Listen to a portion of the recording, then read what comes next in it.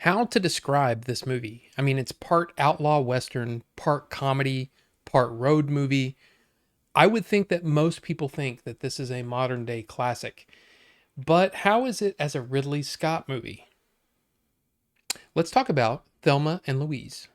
Now, when it comes to the Ridley Scott Review-a-thon, which is what this is, I haven't done one of these in a while, but what this is basically a sort of a more of a deep dive into the movie and not just a review, right? I mean, it is a review, but it's also like, let's talk about the movie, let's talk about the legacy, all that kind of thing.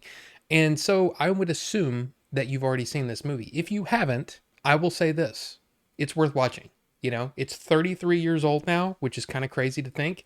But Criterion recently released this excellent edition of Thelma and Louise in 4K and on Blu-ray, and it's wonderful. It's a really really nice looking 4K image. All the special features are fantastic, which are ported over.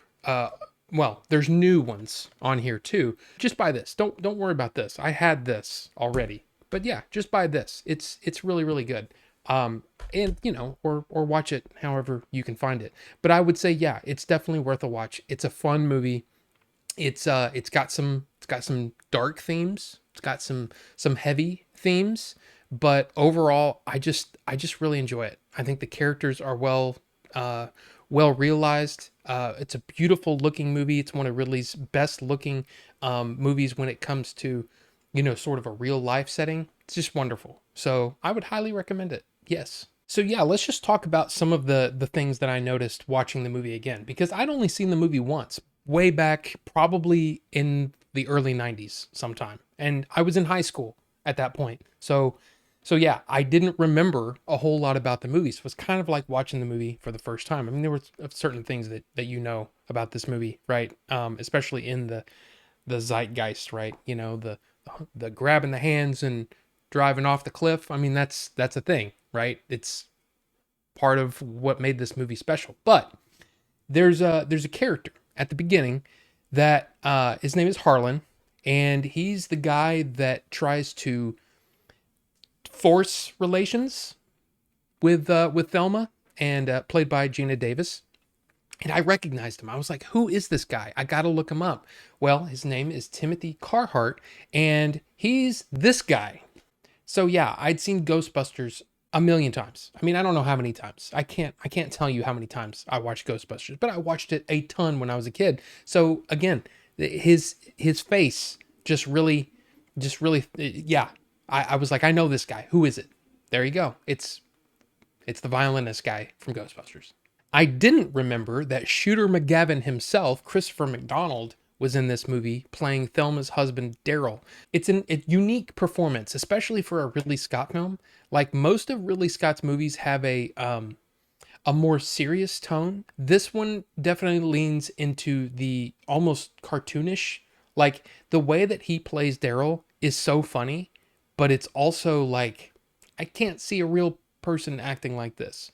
He kind of sticks out a little bit. And then when it comes to the truck driver scene, I mean, you talk about cartoonish and over the top. This is way over the top. And even Callie Curry, the screenwriter, said that that scene leaned too far into caricature instead of it being sort of a real life thing. Because, I mean, I don't know if you know this, but truck drivers on the road, they sometimes do these kinds of things, and the fact that they played it up for laughs. I mean, it's supposed to be an entertaining movie. I understand that, but I agree with Callie that it should have been played more, a little more serious instead of this kind of guy. You know what I'm talking about? When it comes to older movies, I think what's really interesting is hearing about the legacy of the movie, or hearing about not just what we think of this movie today, but what did people think of it when it came out. Apparently a lot of people did not like this movie, and it was being bashed like all over the United States, because of the way that they treated men. But the thing is, there are men of all kinds in this movie. You've got Harvey Keitel, who's probably the closest to a noble man or chivalrous sort of man, a good man. He's the closest. And then you go a little further in there's Jimmy, which is Louise's boyfriend. And he is, I mean, look, he flies off the handle a little bit sometimes, but overall, not a bad guy, you know? And then you get the truck driver, you get Daryl, you get men from all spectrums. And I think that I didn't have a problem with it. Seriously, I didn't think about it one bit when I was watching it. I thought it was really interesting because you've got Gina Davis in the special features saying that if you had a problem with the men in this movie, you're probably identifying with the wrong character. And that kind of made me go, that's pretty astute, actually. And also, it kind of reminds me a lot of the way people look at movies today. It's so really 33 years ago, this was a thing. Men bashing a character because they were identifying with that character and they didn't like what they saw. They saw themselves in this character. Happens a lot, doesn't it? But then, I mean, let's just talk about it. This was Brad Pitt's breakthrough performance. Brad Pitt had been in some TV roles and some small movie roles up to this point, but in 1991, when this movie came out, Brad Pitt was a nobody. Nobody knew who he was. And suddenly he found himself rocketed to the top. Everybody wanted Brad Pitt in their movie, and you can see why.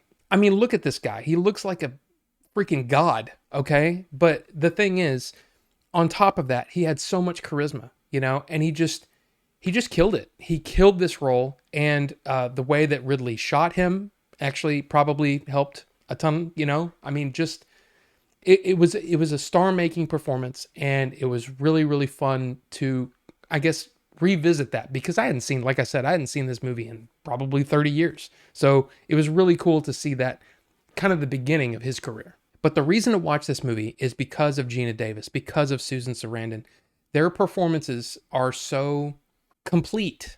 Like, they're complete characters, and up to this point, and this is kind of one of these weird things where people don't really think about it, but a lot of times in movies, women kind of play the girlfriend, or they play a something that basically starts the man's, arc, the main character's arc or whatever. They're accessories.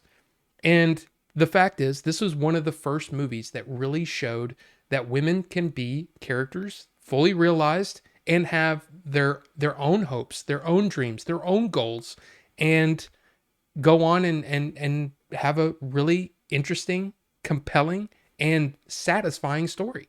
But I have to tell you the truth here, okay? And this is the honest truth. If a movie is doing its job, I don't care who it is.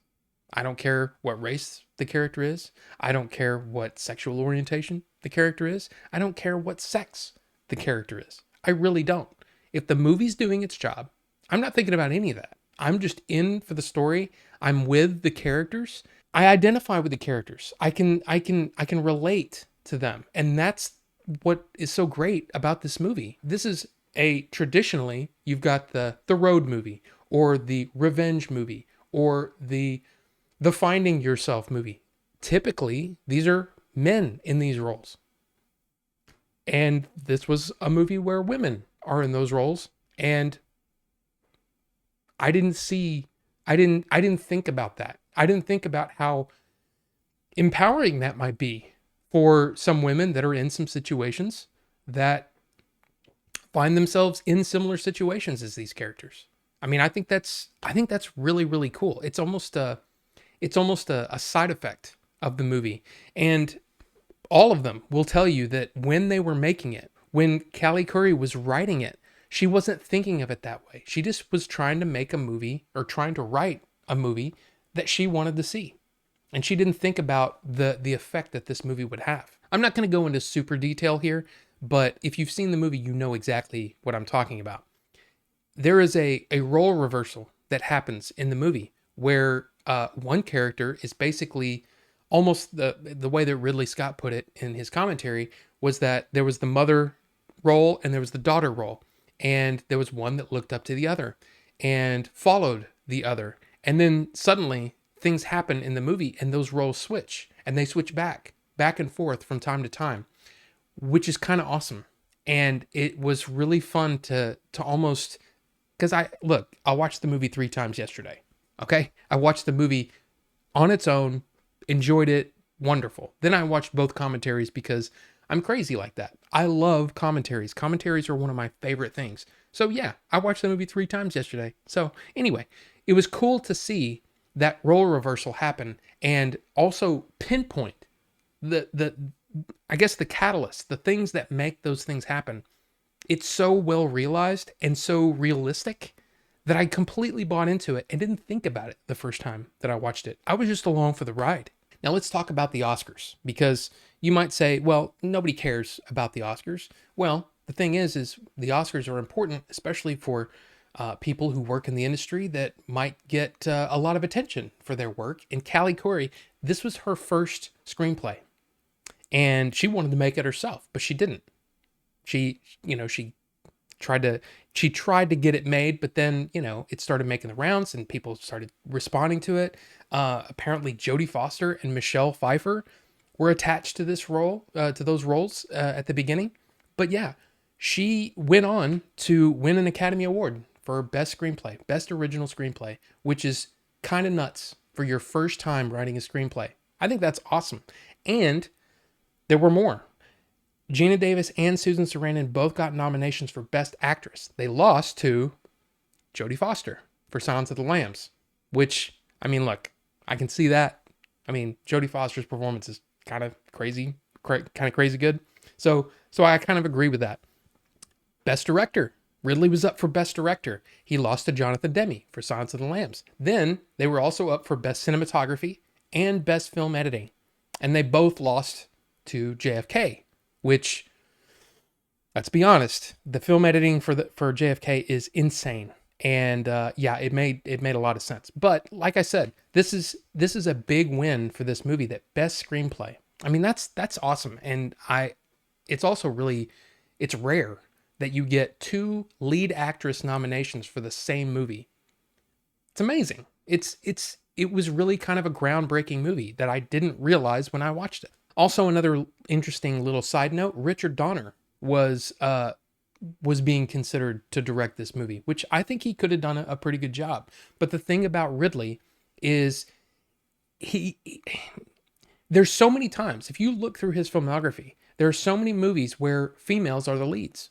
And he does a really, really good job with that, and I think it's one of those things that, like I said, when I'm watching it, I'm not thinking about that. I'm just trying to see if the movie's good.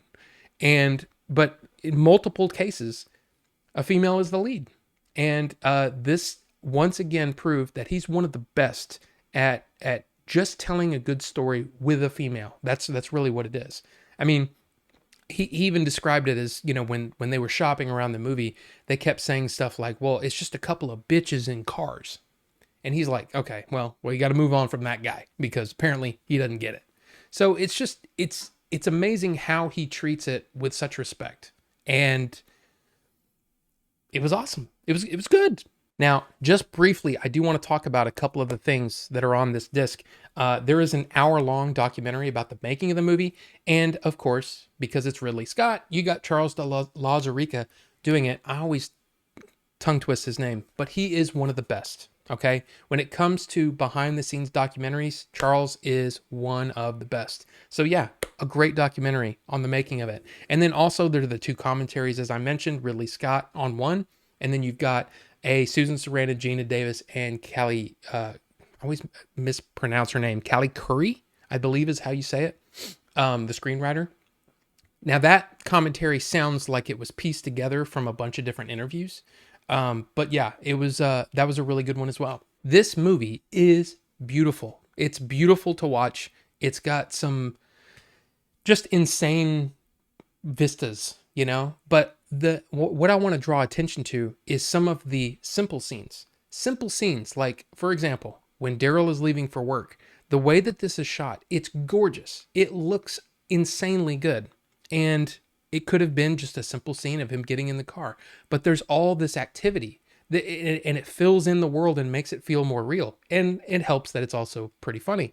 And then just some of the shots when they're just driving, it just looks so fantastic. And Ridley is one of the best at that. He excels at painting a picture and filling in a world. A lot of times when you watch his filmography, he's filling in the world with set design, with costume design, things like that. You know, filling in a room and making that feel like an actual space. Because a lot of this movie is shot outside, it has to be done with light, with the background, with all of the different things going on. And there are just some amazing shots in this movie that I just, seriously, breathtaking shots, and some really really cool things, like when this helicopter comes around the canyon, and the way that it's framed, and then it moves to the helicopter is just, it's genius. It's Ridley. It feels like Ridley, and I really really enjoy that. Another thing that was on this disc that I had no idea was going to be on it is Ridley's first short film, Boy and Bicycle. And the thing is, it's not great, okay? It's almost like a tone poem, but it's shot in black and white with a really, inexpensive camera back in, I think, 1960. And his brother, Tony Scott, is the boy on the bicycle. It was really really cool to see that and to experience that. It was on my list to review, and like I said, I don't think there's enough to make it its own video, but I really thought it was cool that it was on there. And now I can say I've seen Ridley Scott's first attempt at making a little short film, a movie. It's really really cool. So I don't really know what else I can say other than I really really enjoy Thelma and Louise. I think it's I think it's on the top end of the spectrum when it comes to Ridley movies. Now, it's not my favorite, of course, but it's really really well done, and you can see why the Criterion Collection decided to make this the first Ridley Scott movie to enter the Criterion Collection. It's a really good movie, and it has a lot of social significance. And I highly recommend, whether you're male, female, I say you watch this movie. It's really that good. So let's talk about it. Anybody out there fan of Thelma and Louise? Let's talk about it down in the comment section. Or do you really hate this movie? Let's talk about it. Let's talk about it. So anyway, thank you guys so much for watching. We'll see you on the next one.